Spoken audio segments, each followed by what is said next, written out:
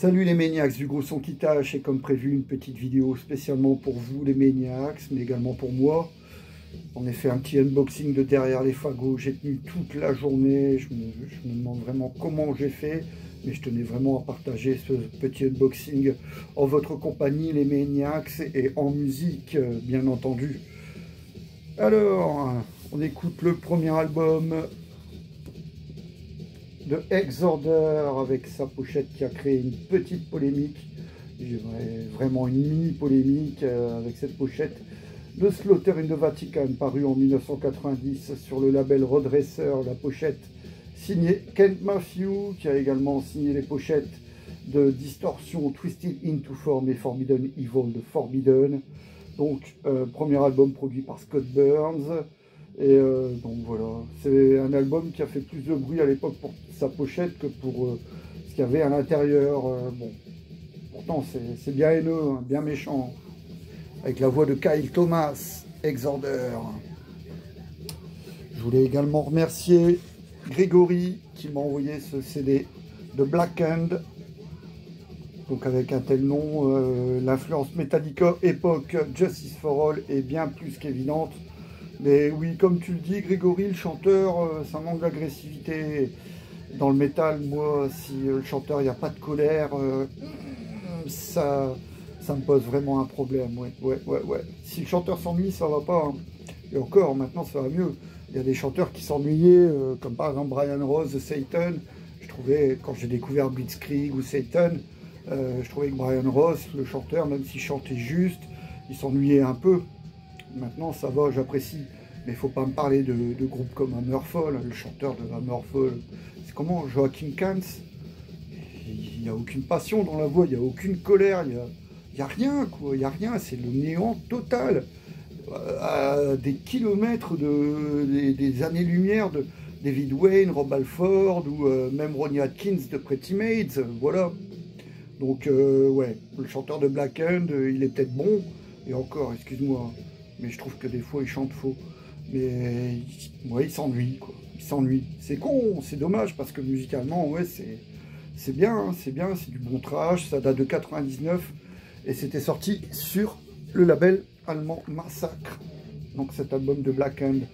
Mais je te remercie, Grégory, de me l'avoir envoyé, c'est vraiment sympa de ta part. Sinon, oui, il y avait des pronostics. Alors, on m'a dit là-dedans, dans le box, dans la petite boîte, il y a le dernier Gruesome. Eh bien non, vous avez tout faux, les Maniacs. Qui m'a dit ça? Laurent m'a dit, ouais, il y a le Gruesome, il y en a également un autre, Samo, 2672. Ouais, c'est le Gruesome qu'il y a dedans. Eh bien non, ce n'est pas le Gruesome. C'est pas, c'est dans ma wantlist. Hein. J'aimerais vraiment la voir en vinyle, mais quand je vois le prix du vinyle, encore une fois, 29, 30 balles, ça fait mal. Que là, bon ben, ok, j'ai un peu douillé, mais je le voulais quand même. Je l'ai commandé en double. Petite dédicace à mon pote Olivier. Voilà, le bundle. Le EP Vader, bien sûr. Un maxi 3 titres. Genocide, Designed, Rampage et Unbending sur ce 3 titres. Il s'appelle Humanity. Bon, la pochette, ça fait quand même intelligence artificielle. Hein. J'ai un peu peur hein, quand je vois ça. Non, ça va. Ils n'ont pas été sympas, Nuclear Blast, qui est un peu morflé. Donc pour mon pote Olivier et pour moi-même, donc ce nouveau maxi de Vader. Humanity avec, donc c'était le bundle, hein, avec le t-shirt.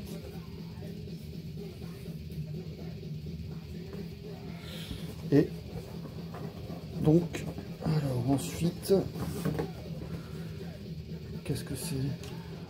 Ah, une petite publicité pour un festival Impericon Fest avec Heaven Shall Burn, Hatebreed, A Day to Remember, Bury Tomorrow, Bullet for My Valentine. Ouais, bon, j'irai pas. Je n'irai pas.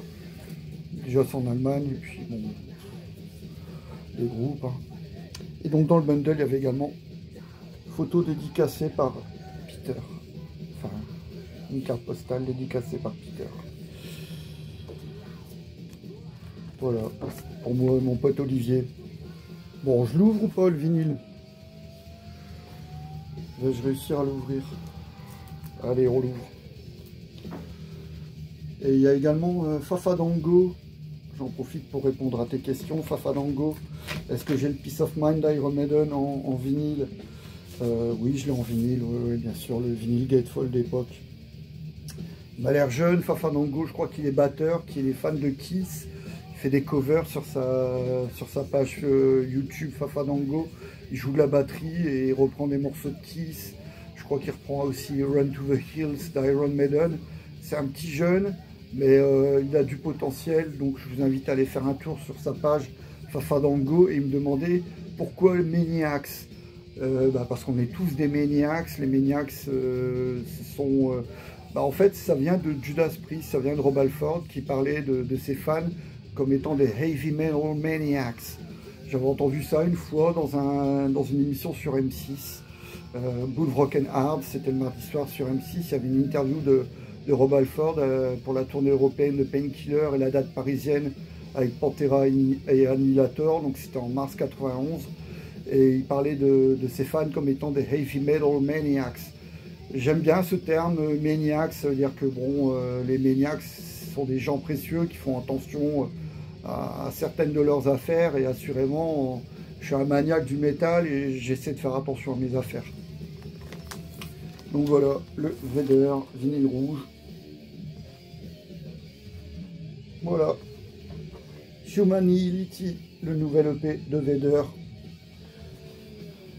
Voilà, il n'y a plus qu'à le mettre sur la platine, les Maniacs. Ok, merci à vous les Maniacs pour vos messages de soutien. On est 1200, je pense, non, 1100, n'exagérons rien. On a dépassé la barre des 1100, 1120, je pense. Maniacs qui regardent mes petites vidéos faites de briques et de broc, et sans aucune prétention, mais avec énormément de passion.